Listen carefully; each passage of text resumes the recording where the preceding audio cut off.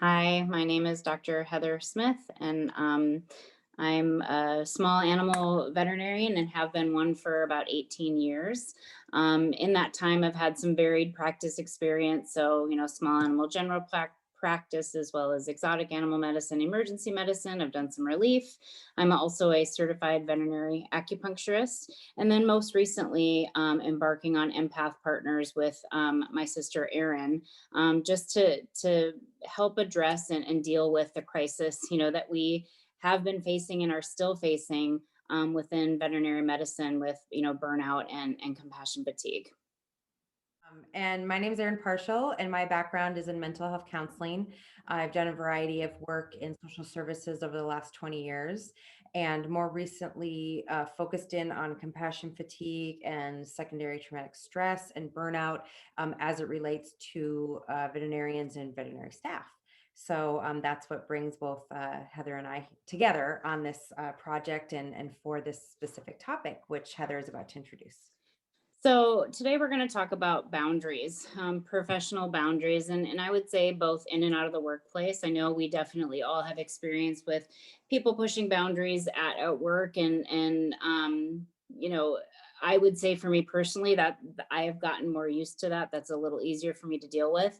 And what we're going to talk specifically about today is a boundary that I feel like I have a little bit of a harder time with, and that's when my professional life bleeds into my personal life. And so how we're going to introduce this is I'm gonna basically share a story, and then we'll kind of dive a little bit deeper into that. So I, as probably a lot of people are now, I'm on social media, on Facebook, and I had been practicing at a clinic that was very close to where I lived, and so a lot of people that I knew first as acquaintances or people in the community had then kind of become my clients as well. And so I did have several Facebook friends that were also clients. And so there was one situation in particular where an acquaintance of mine, so someone who I would say I knew in the community, we knew each other through our kids' school and sports, but not someone that I would consider a close friend. This person did not have my personal cell phone number, that sort of thing.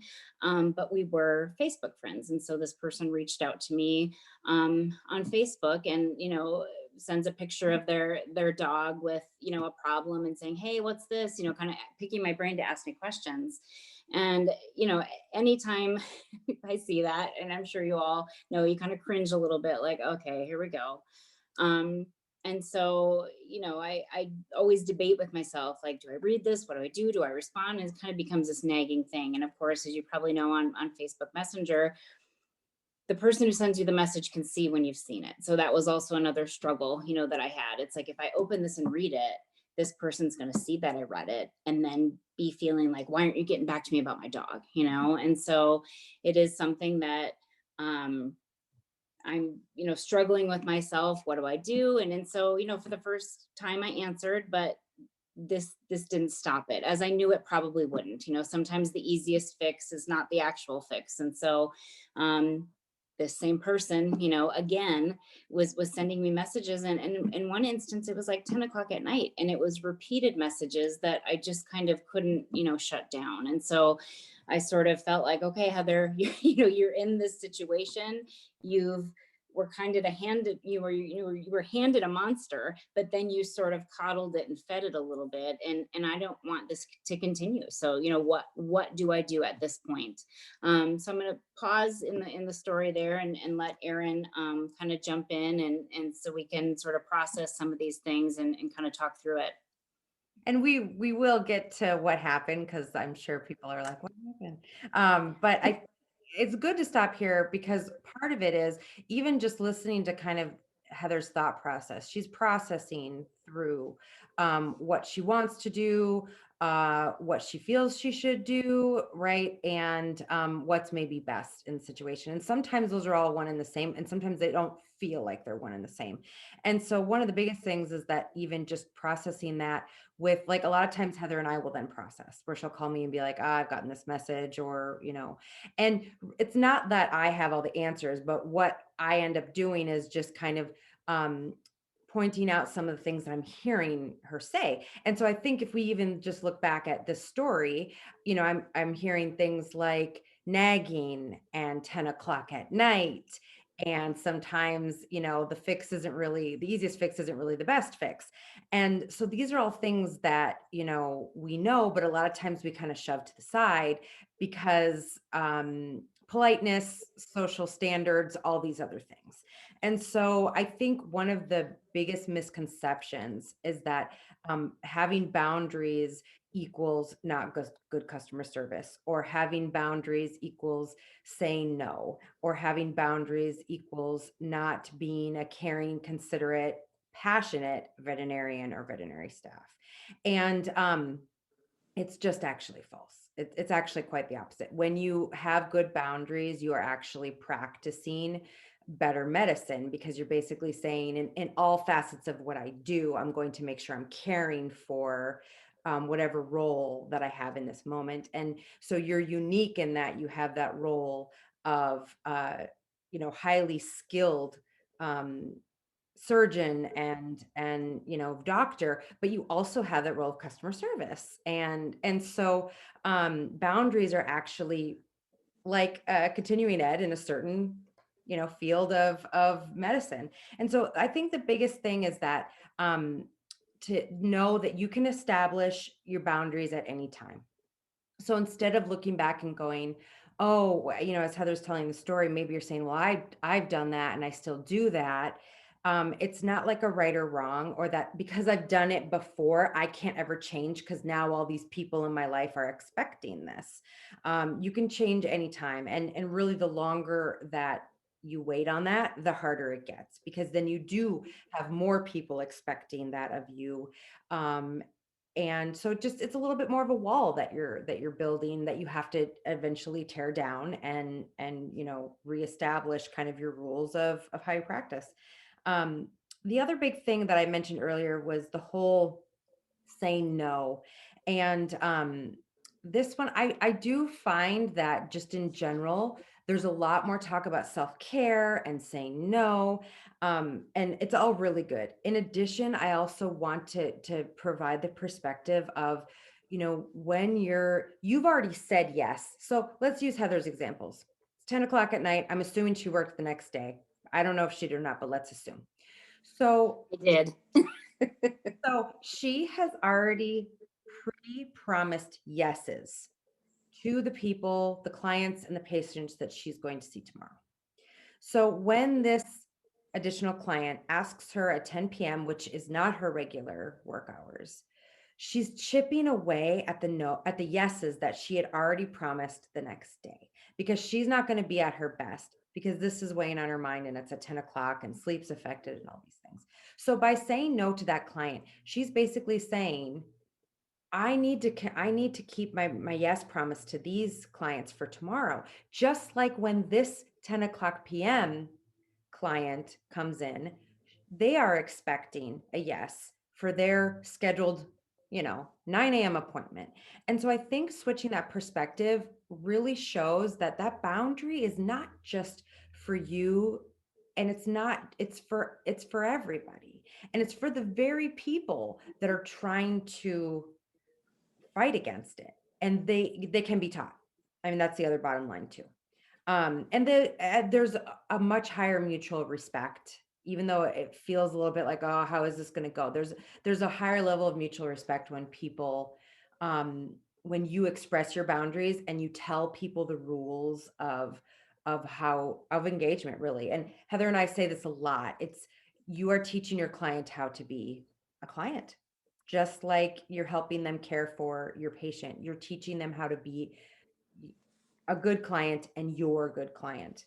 Um, and so I think the other thing too is that, with all goal setting, if once we get into that realm, is that the clearer that you are with your boundaries, the easier they are to maintain them. And just like I was saying, you can change them at any time. Maybe a baby step for Heather would be, I'm not going to look at anything work related after 8 p.m., because that's 2 hours earlier than when this happened. And if you're ready to go further, go for it. But just know that if you set something clear, it makes it easy to be like, sorry, it's 8:01. I'm not even going to look at this, or I'm not going to think about this particular thing that's happening at work. So that's kind of some of the things that, we work towards, and it is a work in process. It definitely is, something that you have to practice, and it does get easier. So, with that being said, let's hear the resolution, if there was one. What happened next? Right. So just a couple things.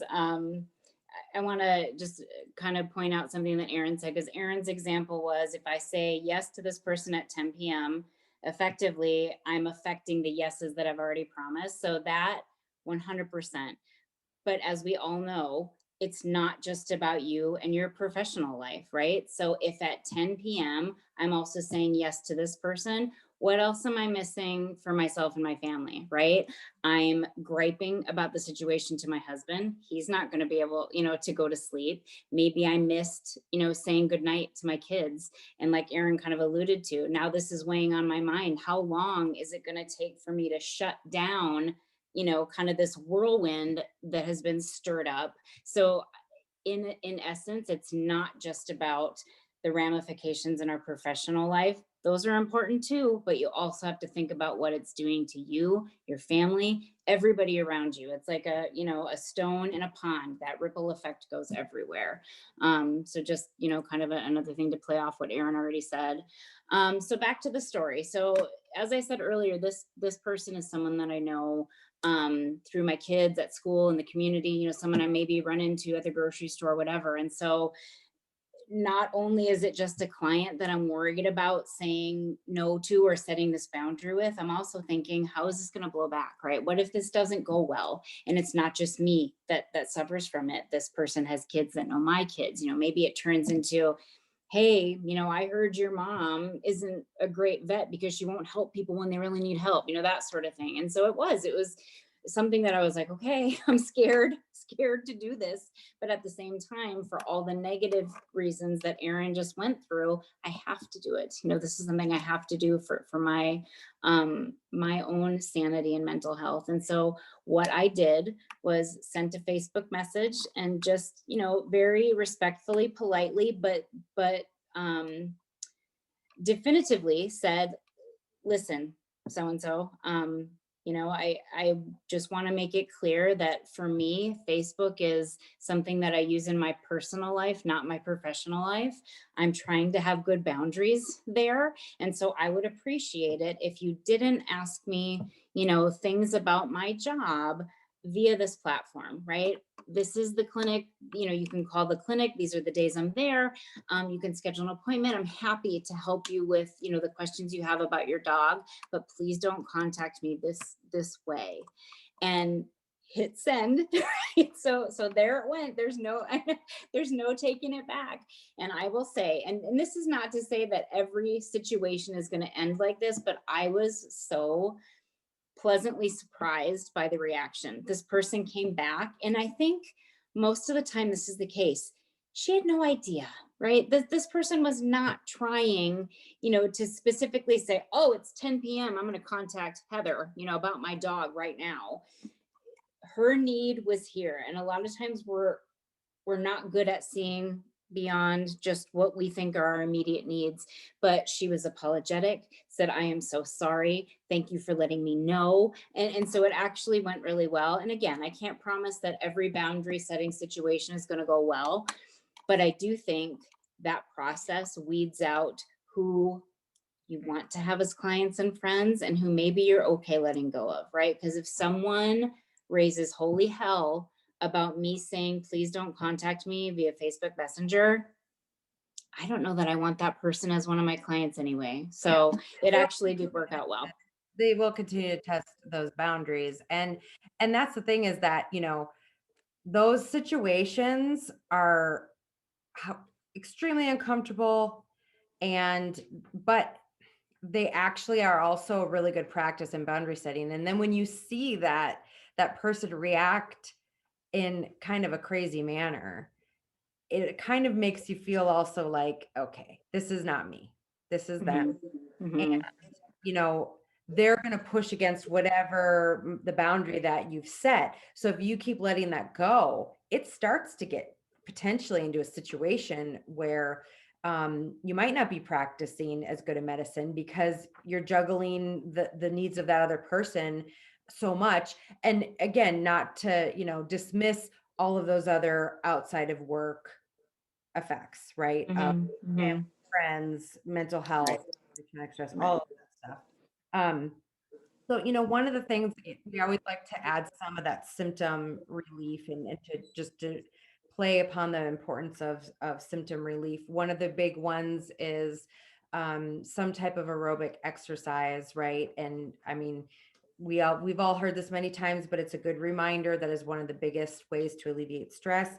Really kind of spreading that word among your colleagues, because we all struggle with this. And so when we can talk to others that have had other experiences, like Heather sharing hers, and you kind of can, have that courage in a way to say no. And Heather and I have mentioned this before too. Like I'm in a profession as a mental health counselor to have to say courageous things to people that are uncomfortable to help them gain self-awareness.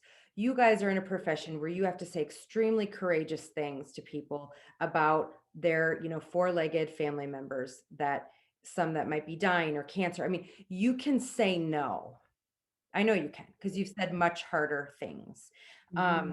And you can say yes to things that are difficult too. And so, kind of leaning on your outside work friends, but also just your colleagues, because collectively bringing the profession up to that, good boundaries standard across the board will, in general, reteach clients how to be better clients. Because Heather and I know, we know that that's a struggle in this field, and it's Hmm. not something that you've created, but it's something that you can fight against, and you can help, the further creation of really kind of giving an entitlement to clients that isn't helping you or their patients. Um, so I think, again, writing down boundaries, having concrete ones are, really good. And I don't know if Heather, if you have, one or two that you kind of feel that even if you haven't written them down yet, that are kind of always in the back of your mind of, okay, if I'm going to come with up facing a professional boundary, this is one that I have a very easy time saying no to, because I've said no to it before. Hmm. But if you want to share just a couple before we close. Um, Yeah, I mean, I definitely think this Facebook Messenger incident made me set a boundary there, where it's like if someone wants to ask me things outside of work hours and via an avenue that's not, a work related avenue for me, which is basically calling me, when I'm at work or scheduling an appointment, I have gotten better at saying, listen, this isn't a great way to contact me. How about you make an appointment, call the clinic, whatever. So that has become definitely easier. And one thing I think Erin kind of mentioned it earlier, because I I am definitely one of those people that if something comes across my plate, it is very hard for me to ignore it. And so I have also gotten in the habit of, if someone does test that boundary and does send me a text or a Facebook message or something, I have told myself, Heather, you don't have to jump, right? If someone does that, I don't have to look at it right away. I don't have to respond to it right away.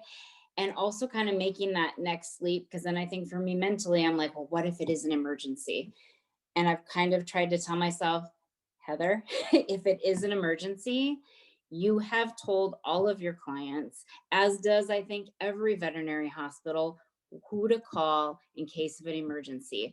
I can't take on saving the world, right? And saving every single situation that comes up. So I think part of it is also just, which is also hard, because I think we as veterinarians are kind of control freaks, right? We like to have control over things. So that letting go of, not every problem with every animal is mine to solve. right. That has been kind of a freeing thing. As far as other, but that's kind of the big boundary that I can think of just off the top of my head. But like Erin said earlier, this is something that has gotten easier every time I've had to do it, because it just feels like this is my protocol for me, right? Just like we have protocols at work, like this is how we, anesthetize a patient, or this is how we perform a euthanasia. This becomes another protocol. And so it's like, well, we've stepped outside my protocol now, so I have to say, listen, this is not how we're going to do we're going to do it this way instead. So it does, like any exercise, right? It becomes easier the more you do it. And you can look at it clinically like that, where it's like, this is my protocol for, just like I wouldn't break protocol in the, you know, literal clinical setting. This is part of it. And the other thing that's, kind of funny, and it's, I could see people being like, what really, how? But I just know it's worked because I've seen it work for Heather and I've seen it work for me as far as my professional boundaries and my profession. But clients just feel it from you, and you get less people that are trying to push on those boundaries because you end up kind of holding yourself differently. Um, and some of it also is because it doesn't really bother you because it's no big deal to say, yeah, actually, sorry, I don't respond to work calls outside of work. And so it just rolls. It just rolls, and it doesn't really affect you anymore. And you find that you have less instances that are that sticky. What am I going to do? Should I respond? Should I not respond? Because it just feels less sticky in all. Hmm. Yeah, So 100%. yeah, so as all of our uploaded videos and stuff, please feel free to put questions in the comments. Really, this is about having discussions. Just given the example of Heather's, a lot of these differences in how we find that how we work best are through experiences. And so the more experiences shared, the richer we will all be. So we appreciate, you sharing your comments and questions with us. Thanks for your time today. Bye. Bye.